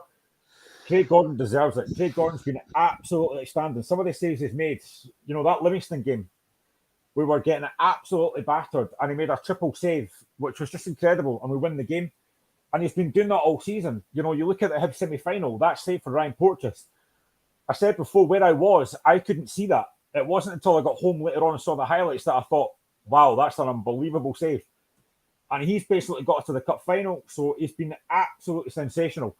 And I think for me, I'm going to be biased, I don't care. He is, for me, the best goalkeeper in Scotland by an absolute mile. He's brilliant. He's 39, he's handsome. I wish I was that handsome. I wish I had his pay packet, but there you go. Oh, But great. honestly, I'm just delighted with him. He's brilliant.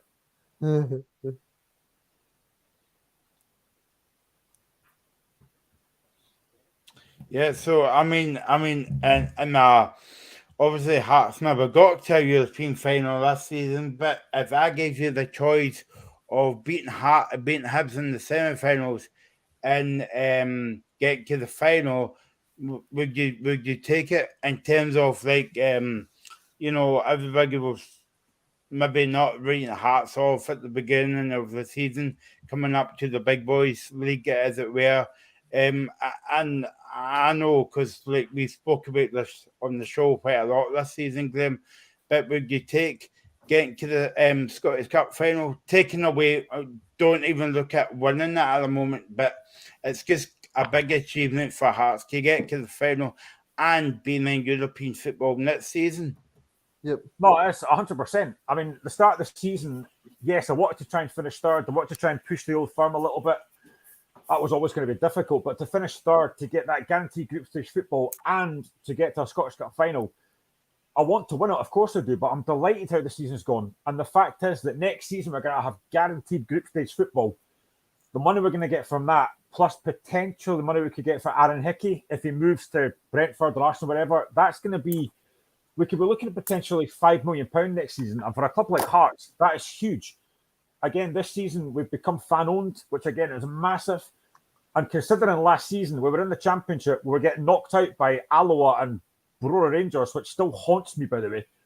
I think he's done a brilliant job this season, Robbie. He really has. And as much as I've criticised him last season, deservedly so, I have to say he's done a really good job this season. And again, Joe Savage, the recruitment has been so important. You know, getting guys like Cammy Devlin, Benjamin Ingame, Barry Mackay, Ellis Sims, it's been night and day compared to the last few seasons where we've had guys like Marley Martin and Luke Demure getting 4-year contracts for doing absolutely nothing.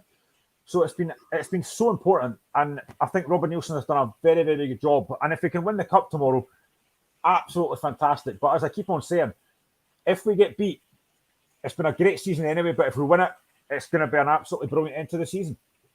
Well, to be fair to you, Graham, it's one or the other. When you get to the final, you either win or you get beat. Keep your votes coming in the poll and keep your comments coming as well. We're on till 7 o'clock. Just to let you know that on the 1st of June, where Scotland plays Ukraine in that delayed World Cup playoff game, the top team will be here with a reaction show after the game between 10 and half 11 at night. So bring your sleeping bags along that night. And hopefully on the Sunday, we will be on again, where we beat Wales and we'll go to the World Cup with Santa. So, but get past Ukraine first and then worry about the Welsh. So, guys, time for you to maybe sit on the fence or get off the fence or whatever. Score predictions. And I will go with the man that's here every week, more weeks than me at the moment, Mr. Duffy. 6-0 Hearts. No, I'm joking. I'm going to go. You know what? I think it'll be tight. I'm going to go the same as the 1998 Scottish Cup final. I'm going to go Hearts 2, Rangers 1. Josh.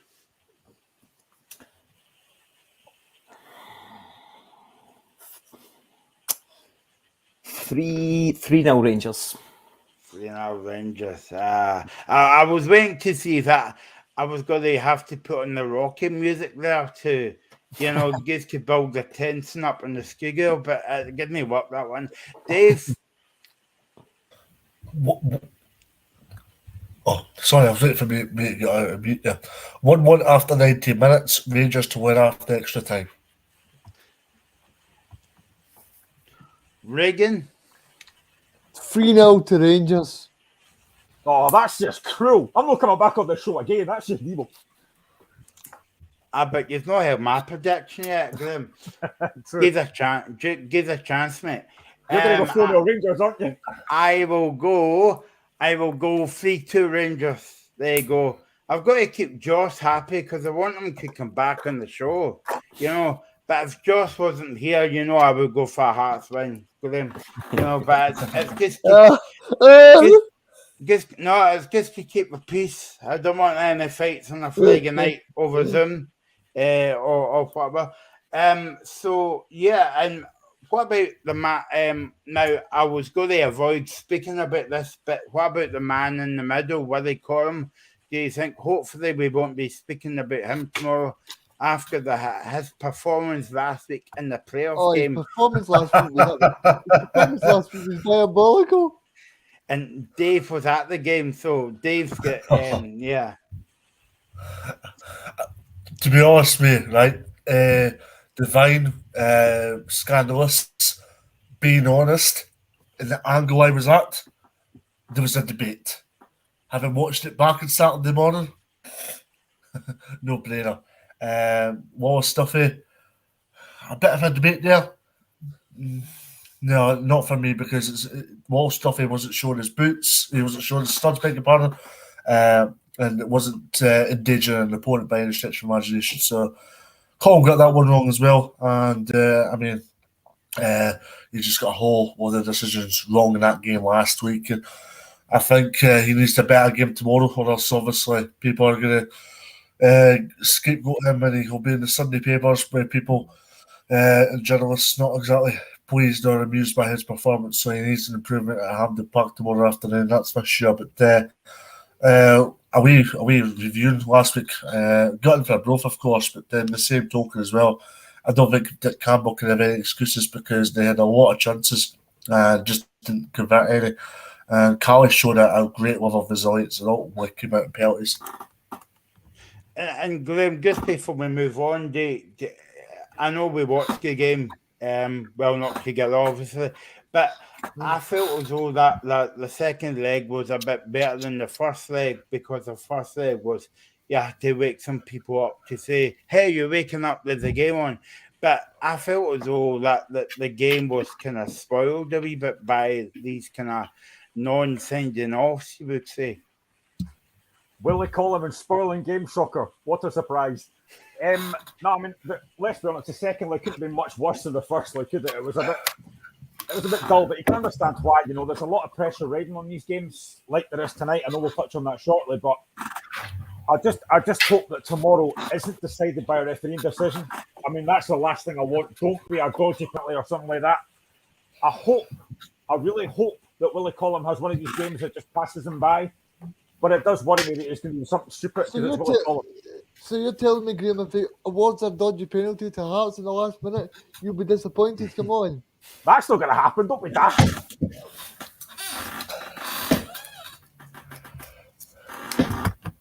So we're just going to go on to speak about the playoff semi-final tonight. Sorry, the final tonight, actually. But before we do that, Graham wants to wish Lee Johnson well, the new Hibs manager. And what I was going to say before I come to Graham is, David, do you think now that the Hibs, whoever gets the job, obviously Lee Johnson got it, but do you think it's a poison chalice now, that job? No, I don't think so. I think Maloney wasn't exactly a natural appointment from Hibs. I think it was more an experiment more than anything else, to be honest with you. Jack Ross ultimately got rid when he did because of poor results, excluding what happened in the Cup. Maloney got off to a really good start. Now, leaves a lot to be desired in terms of Hibs' recruitment strategy off the park, understandably so. But in terms of Lee Johnson, I think he's worked under notorious owners before. He was at Sunderland, where things weren't healthy there. Things were sketchy, things were turgid, things were tight. And yeah, he had a bigger budget to spend at Sunderland to Lee Johnson, but also the owners weren't exactly the most active owners you would have came across. And obviously, I know the Netflix video was under Jack Ross, but Johnson did take over afterwards, not after Jack, I don't think, but he took over after Jack Ross, and things didn't improve. Yeah, Bristol City, he did a good job there as well. And, I mean, Bristol City wouldn't have exactly been a club with high levels of money by any stretch of imagination. So, for me, I think Lee Johnson will look at this in a different dimension. But you could argue as well that if they are getting rid of big managers such as Jack Ross, such as Sean Maloney, the credentials that they possess in the game, you could argue that it is a poison chalice as well. But I think the proof will be the pudding come next term. I think right now is far too premature to be discussing poison chalice and Hibernian Football Club in the same sentence because, this has been a disappointing season for Hibs. If I'm going to be honest, Hibs have grown in certain aspects off the park because they're getting the fan media involved. We've had numerous conversations, excluding, Josh will be the same. Josh will have had conversations probably with people regarding fan media and getting into football grounds and getting access to press conferences and so forth. But Hibs are doing a lot of good things off the park, but they're also doing a lot of negative things as well. So I think it's far too premature to be giving it the poison chalice card, and I think we'll get a better assessment of how things are at Easter Road in 12 months' time. Josh, I watched Johnson's press conference yesterday, and he says that he is half Scottish. But to be honest, telling that to a Scottish football fan, they would just laugh in your face. They don't matter if he's half Scottish, half Chinese, half Irish, half whatever. Lawrence, he wins games on the park. I mean, you're right there. I don't think the Hibs fans would give a monkeys. I was surprised that they gave him a 4-year deal. Hibs are a basket case club, by the way. A 4-year deal. What kind of club outside Rangers and Celtic in Scotland gives managers a 4-year deal? Even Ed Postecoglou got 12 months. There you are. Exactly. He's not even signed. Is Postecoglou even signed a new deal? Yeah. No, I know he is going to sign a new deal, but has it confirmed? No, not confirmed. Right. So, I mean, they'll obviously go on and offer him a substantial deal now. But, 4 years for Johnson, that's a bit over the top. And for what? I mean, I don't think he's really achieved a lot. No, you're asking him to go into Hibs, and that. I mean, look, they are a bit of a basket case club. Maloney's appointment was bizarre. I think he really should have been given more time. He should have been given another transfer window at least. Jack Ross was sacked too soon. Before that, what was his name? The guy. What's his name again? The English guy. Yeah. Paul Heckingbottom. Paul Heckingbottom. Paul Secondbottom. Well, there you are. I even think he, for 1 minute he was brilliant, and then he was a disaster. Lennon before that was brilliant, and then he was a disaster. So they are a basket case club, and the owner himself, I think the owner's wanting to get out. I think he's wanting to sell them probably. So be interesting to see how he does. The 4-year deal thing's a red flag. Because the thing is, if they decide to sack him, I don't know how much money he must be on a bit of money if he was a manager at Sunderland. Sunderland, a huge club, right? Huge club. He must be on a fair bit of money. So he'll not have came up to Hibs for a paltry wage.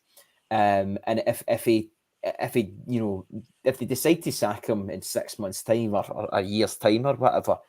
That's going to cost him a fortune, surely. But I mean, the interesting thing for me, Josh, is I had to actually remind myself who he was when I was watching that press conference, right? But when you're saying that it's going to excite fans, it's going to put bums on seats, at the moment you would say no, because he's never, managed a team in the Premiership or maybe I'm doing a bit of just disservice to the guy, but if I was a Hibs fan, I would be a bit kind of disappointed in that appointment, you would say. Yeah. I mean, it's no one. I mean, I'm not a Hibs fan. So, I mean, all the Hibs fans and the podcasts and the fan media, like you were saying, Dave, I mean, they'll all have done their research on Lee Johnson. They'll know, what he's done, the way his teams play, etc. So a lot more than I do. But initially, it's not an appointment that makes me think, oh, here we go. I mean, Steve Clark getting appointed at Killie, he was one of them that made me go, oh, right, that's a bit of a coup. I'm trying to think of another one in the past that's kind of, I suppose you could argue the merits of it or not, but I suppose you could argue Malky Mackay was quite a coup of Ross County. Yeah. Whether or not you think Malky Mackay should still be in management, it's a different question altogether.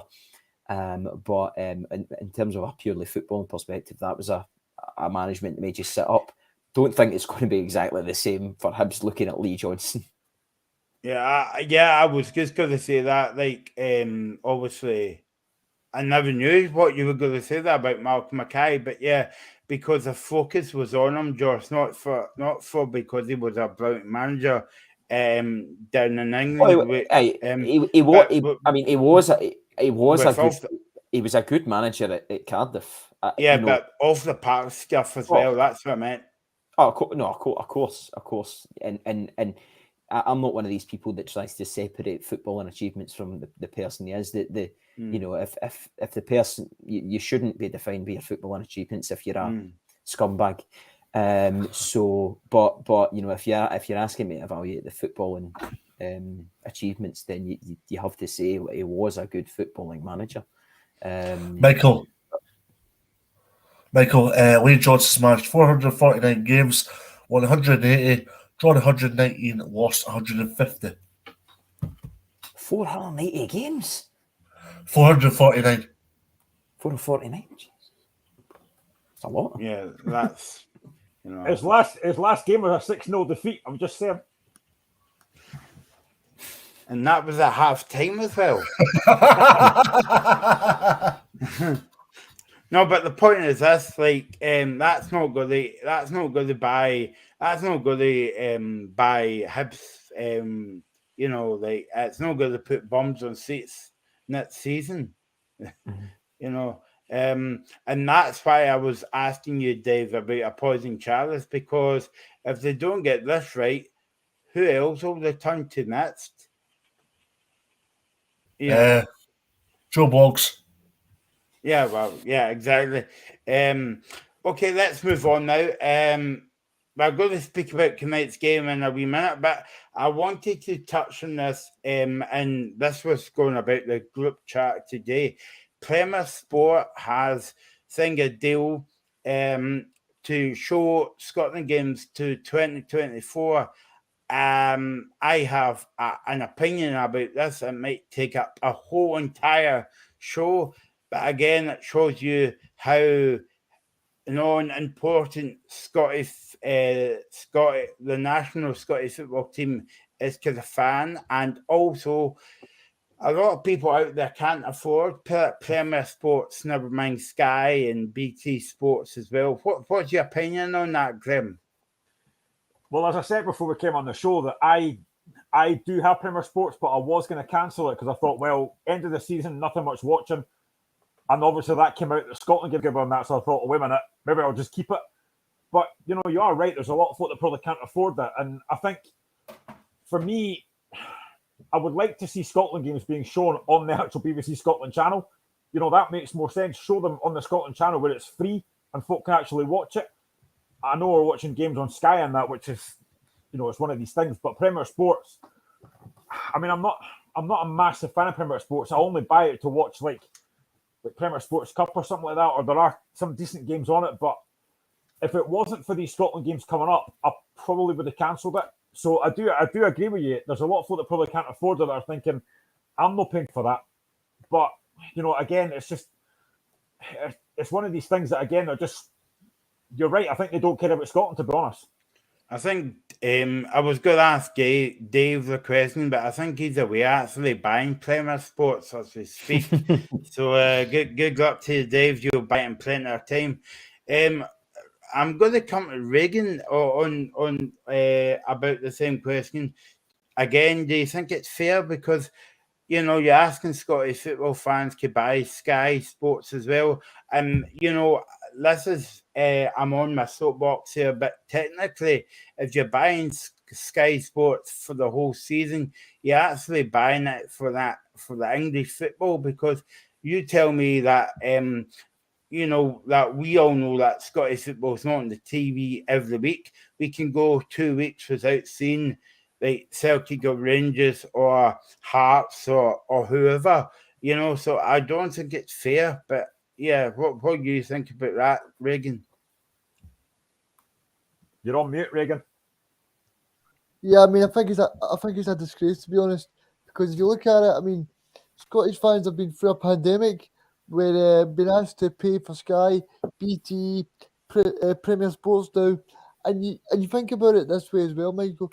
The fact that Sky Sports will tell you that they care about Scottish football, but Premier Sports outbid Sky for this new deal. So you're telling me that we now have to fork out more money? No, hold on a minute. I'm so glad you said fork there, Reagan. I was wondering what you were going to say. But I mean, Josh, I mean, to be honest with you, like, and a lot of people doesn't like Chris Sutton, especially from a Rangers persuasion. And obviously, it's good banter. Good banter is a good Scottish word between him and Alan McCoy and Friday night.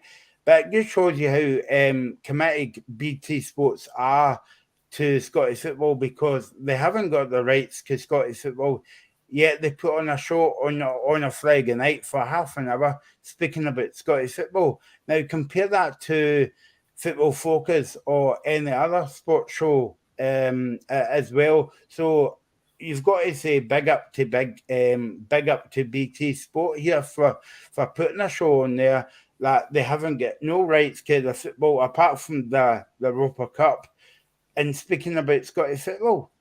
Yeah, look, I mean, I think you need to separate two aspects of it. The people that produced the Scottish football coverage with BT Sport done an incredible job in making that product something that we could all really enjoy and think that it was brilliant. And we were all desperate for BT Sports to get it. But then the BT Sports, I forget the kind of phrase for whatever it is, the executives at BT Sport or whatever, obviously didn't value Scottish football enough financially to put a big enough bid. Because at the end of the day, the SPFL particularly, all they really care about is the amount of money and revenue that they can bring in for that's really all they care about. So if they're getting the best financial deal for Scottish football, they're always going to take that. To be honest, for me, doesn't really matter because I pay £30 a month for ultra high speed internet through BT, and I pay £60 a year for an IPTV, and I don't give a penny of my money to these companies because they're not getting it until I think it was yourself, Ryan, you said there you're getting asked to pay however much, 25, 30 quid a month, just if you're taking the sports package with Sky. Then you're getting asked to pay 25 quid a month for BT, and you're getting asked to pay however much for Premier, and then you're getting asked to pay for this. Was it Nordic? Or I can't remember the name of it now for the Scotland games. Nah, no chance. But irrespective, I would. I mean, today's news means nothing to me because I go to all the Scotland games anyway. But for example, I mean, for example, if I wanted to watch it at home, just watch it legally, you know. And on top of that, you've got your season tickets as well. So, you know, because you're not saying that football fans buy season tickets, but a lot of football fans can't afford to go away, from home every week. And you've got taps every season. Every club releases 2 or 3 kits every season, and then they release jackets and tacky bottoms and all these kind of things that you buy. And then there's the match day experience. Even if you get a season ticket for a big club, which is a couple of £100 at least, and then your match day experience, travel to the game. So far too much money to be expected fans to pay. And you see clubs like Motherwell, and who was the team that done it the other week? Was it St Mirren? Might have been. No, Partick Thistle. that are doing a lot of work now to try and get people from kind of more impoverished backgrounds and give them gratis season tickets. Is just fantastic, and that shows you what can be done if, you know, going back to Graham's club, if a club's fan owned, what can really be achieved with that. So fan ownership's the way to go, particularly with regards to football clubs, but on the TV coverage, IPTV is the way to go for me. And I'm going to link the two together now and come up with a shameless link. Funny how the playoffs is on Sky tonight, isn't it? And they don't bother about Scottish football. They've in fact, they've never heard of Inverness or St Johnson. Wow, and they're showing you the game on Sky. Wow. I think it's because they don't get anything else to fill the airtime. Maybe I'm being biased or whatever. I don't know if you want to come in here, Graham, and save me, because I might say something like I'll regret. I mean, I just want to come in and say that on Josh's point there, I mean, I done a Scotland documentary about a month ago. Spoke to a Scotland fan, he said to me, the biggest turn off for him is that the reason why he doesn't watch Scotland national team is because he can't afford Sky Sports. You know, so this is why we're turning fans away. We're turning fans away from watching Scotland because we'd rather get the best financial deal. Look at England; they've got that game on Scottish TV, which is absolutely beyond me. Do you know what? The other thing as well, right? Listen, Premier Sports are going to show the Scotland games. Fair enough, it's going to happen. But the one thing I'm interested in is who's going to be the pundits on this, because I've said this numerous times. I am not a massive fan of quite a few of the pundits that are on Sky, BT, BBC. I think they don't offer anything. I mean, you look at guys like Ali McCoy to actually give like some insight when they're watching a game. You know, he's very passionate about it. He gives you an insight and breaks stuff down. A lot of pundits don't do that. They just say the most obvious thing, and I'm thinking, that's the one right here. Tell me why that kind of thing happens. I think a lot of pundits these days they're really, really poor. I mean, I really think they are. And it'll be interesting to see who Premier Sports get for these kind of Scotland games and stuff. I think it'll just be a remake of the Sky. It'll probably be James McFadden and Chris Boyd. Well, I'm switching it off then. I can see Rory Hamilton and all them getting involved with this. I mean, Josh, what's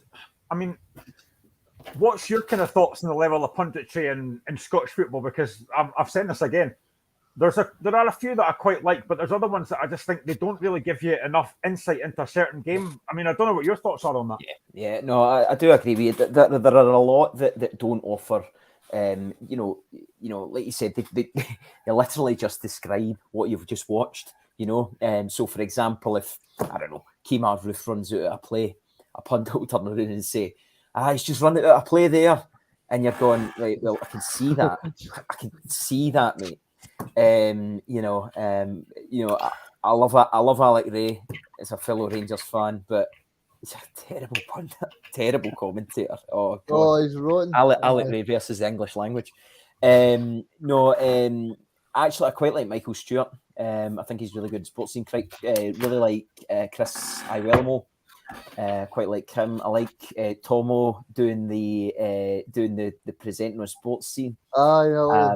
You know, but there's a lot of guys, particularly on BBC Sports Sound, that are just terrible. Ali, obviously, I mean, everybody loves Ali. It's just fantastic. So there is talent there, but it's getting enough of them. And actually, you know, giving them a bit of license to. I mean, look at why the Monday night football, and this is what English football's got, because they've basically got the freedom to create a broadcast of their own kind of editorial making on Monday nights, particularly, right, when they do Monday night football. And what they do is they give free license to 2, 3, 4 guys, usually Gary Neville and Jamie Carragher are involved. And they just give them free license to take one of these kind of fancy tactical maps in this, and they let them talk pure football from a coaching perspective for 45 minutes or whatever before the game, and the fans absolutely love it. And they think that the punditry is great, and they love the guys getting into an argument with each other, all that kind of stuff. and we don't get that in Scotland. We just, because the coverage isn't long enough. It's not even, it's often as soon as the game goes to full time, it's the channels actually change to Sky Sports second tier channel, whatever it's called. So yeah, there are good pundits if they could be given the creative license to have a bit of fun with what they're doing. I mean, we've seen that with the BT Sports stuff. There are good, but ironically, I think Chris Sutton's a great pundit.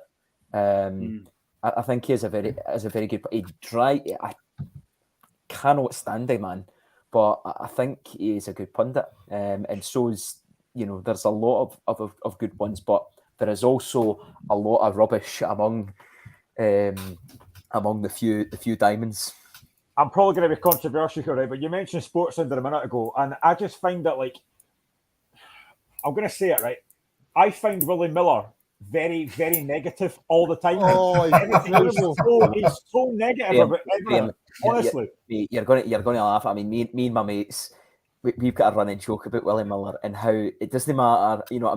After that Israel game, that 3-2 game where we essentially guaranteed a playoff before the 2-0 versus Denmark, there was a period, right? We just won 3-2. It was one of the best results at Hampden in decades, right? And Willie Miller on radio, he's going on about the defending. He's going on about, we'll just not get the quality at the back. We're just not good enough. And you're like, mate, come on. We've just won again 3-2 in the 92nd minute. The place is absolutely erupted. So I'm with you on that, believe me. We've just had a comment in from Willie Miller, and it says, "Love to you all.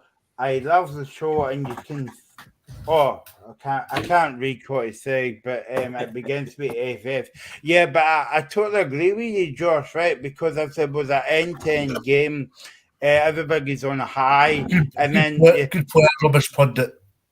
Yeah, it's a bit like I'm not sitting beside you when I'll go to a night out. If I sit beside you, I need a joke book to give to you, because either you are a joke or can you read a joke out and tell me? But never mind. So we are the Willie Miller fan club here in the locker room. That's what I like to see. Let's move on to speak about tonight's game then, before we get into a bit of bother with Willie Miller's family. Inverness and St Johnstone tonight. Not the very best. Well, this would suit Willie Miller, this game, actually, because it's not the most not the most sexiest playoff game in the world. Maybe I'm doing a bit of service here, but just as well, this game's not at Hampden, because they would. Maybe this is me getting a dig at both sets of fans, but there'll be no fans on that game. Inverness and St Johnstone, Glenn, what's your take on the game? Not on Willie Miller, on the game. I hope there's no Inverness or St Johnstone fans listening to this show. I'm trying to give it the big build-up, but it's not happening, right? I think it's a very difficult game to call. I think I heard somebody on the radio earlier on saying that they think St Johnstone might have a bit more than Inverness. Willie Miller? No, I wasn't him. I don't know if I agree with that, because St Johnstone will score 24 goals this season. They don't score goals. So I think Inverness will fancy this. If they can get a lead going to McDermott Park, I think they'll fancy it. But this is such a massive game for St Johnstone. The double cup winners last season, top six, and then this season they find themselves in a really difficult position, and a lot of St Johnstone fans are like, Cam Davidson needs to be sacked, and you're thinking, after last season, are you serious? But it's a massive game for St Johnstone, and I think, for me, I genuinely think Inverness might actually get through this. I really do. I think I have to give massive credit to Billy Dodds, because when he got that job, I thought, yeah, he was a good player, but what's he going to be like as a manager? He's done a fantastic job at Inverness. And, obviously, Dave saw them firsthand last week, so I think Dodds has done a very good job. And I genuinely think Inverness might get through this over the two legs, because I just don't think St Johnstone score enough goals. Dave? Yeah, I won't be too long, because I'm conscious of time here to keep James Elliott on our side here. But yeah, in terms of tonight, I think this has the same theme as Dundee against Kilmarnock last season, where it wasn't two sides that were spectacular by any stretch of imagination. Dundee last year weren't exactly great. Kilmarnock were on their knees. Dundee getting the job done through a masterclass through Charlie Adam, basically. Paul McMillan also had a great game that night. Sean Dundee won the game in the first leg through their midfield that night, if I'm going to be brutally honest with you. Tonight, yeah, the same. You've got a St Johnstone side that, as the game says, don't score enough goals. You've got a Caley Thistle side that are showing a great level of resilience, but again, don't score enough goals. They are efficient when the forward play, and that's one benefit that I'll give to Doddsy. He is really good in terms of finding channels, getting into some good areas. I think Shane Sutherland's going to be a big player for Caley over the next 2 legs. He was brilliant in the quarter-final against Partick Thistle. He was absolutely brilliant in both legs. Semi-final, he never got the same impression. Also, from a Caley point of view, they've obviously got their suspensions to seek as well, so that they won't have Divine and they won't have Wallace Stuffy tonight through Roy Combs' calamities last weekend, of course. But Scott Cavalcant is also suspended as well because of disputing this Divine sending off, where Sir Colm was very much not a Caley Thistle fan last Friday night, and he definitely won't get a Christmas card from the Caley supporters. But in terms of St Johnstone, they've hit form over the last few months, and that could be a benefit for tonight. I mean, St Johnstone are one of these sides that do defend very well. Carl Hendry has been in form. But if you can ask me right now, I think Caley will go up.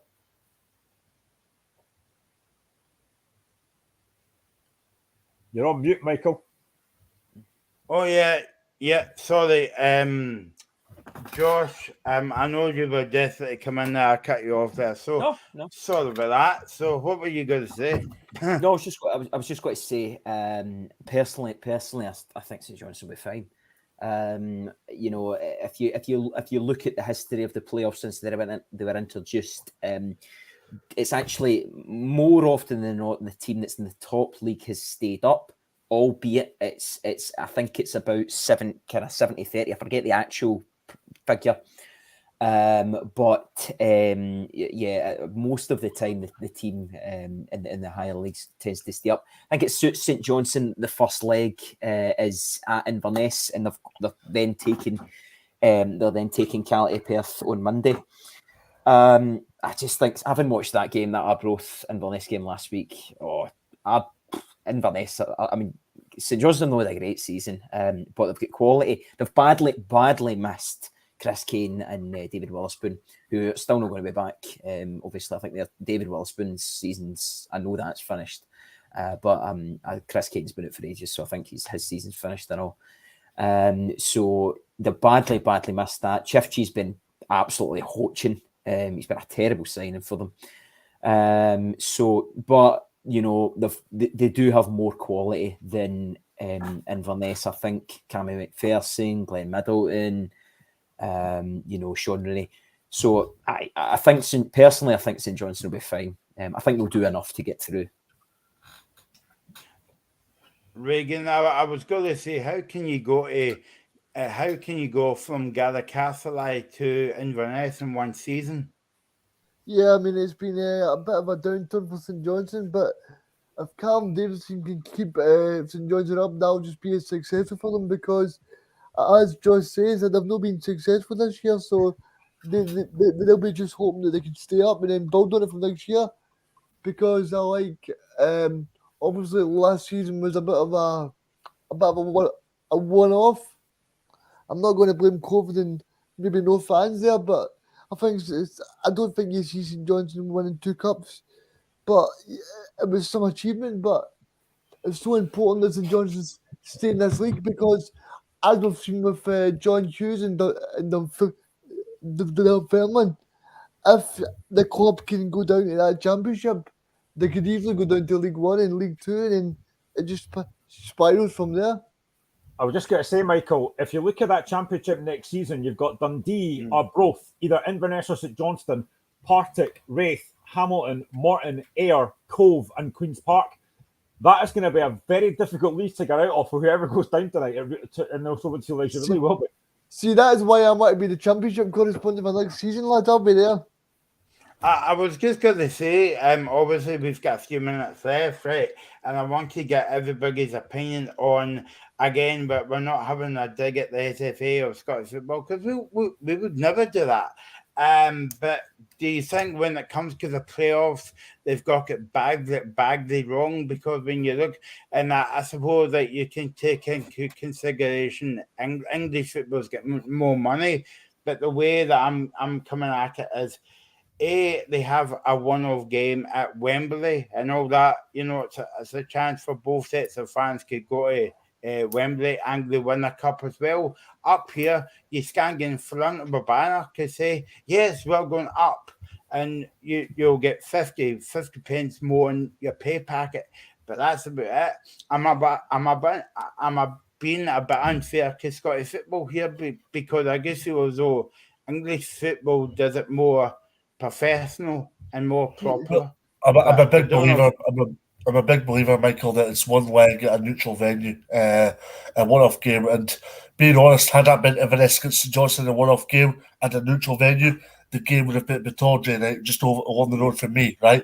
And I would have very much have went to that game tonight just to see an enthralling game. And we don't get that opportunity, unfortunately. It's a two-legged affair.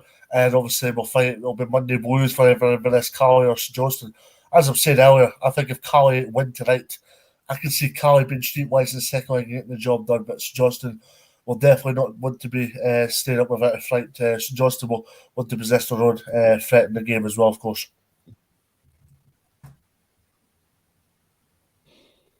Yep.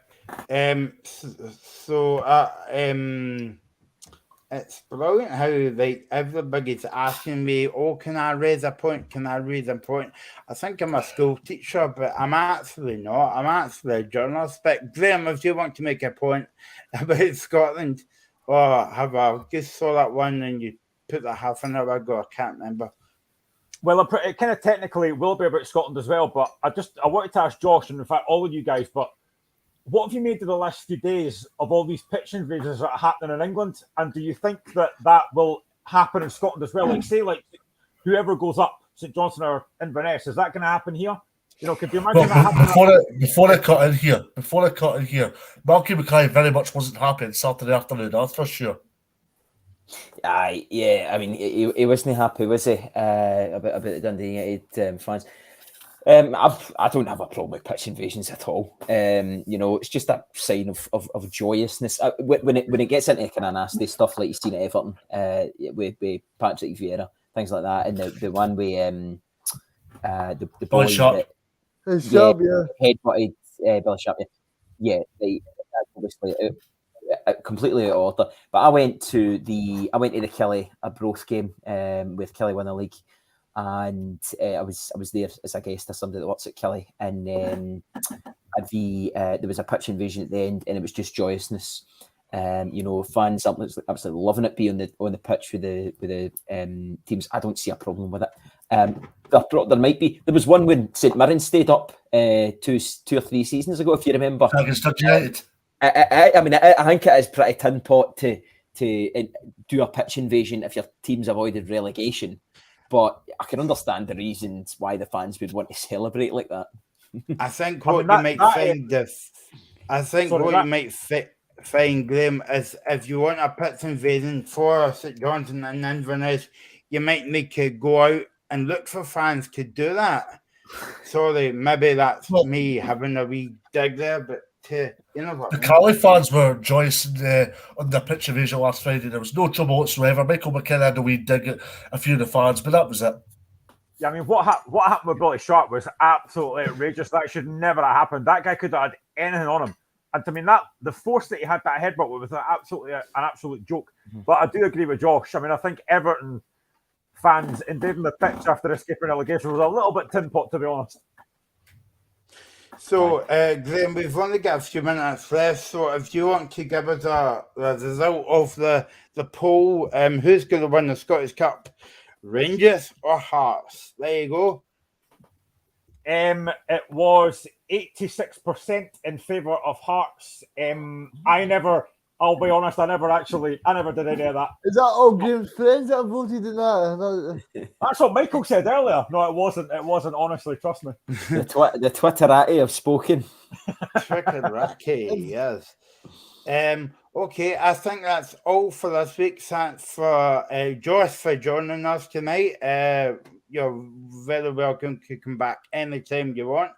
And this is the last show of the Locker Room. We'll be back on the 1st of June for the Scotland game against Israel. Come on, Scotland. Have a nice weekend.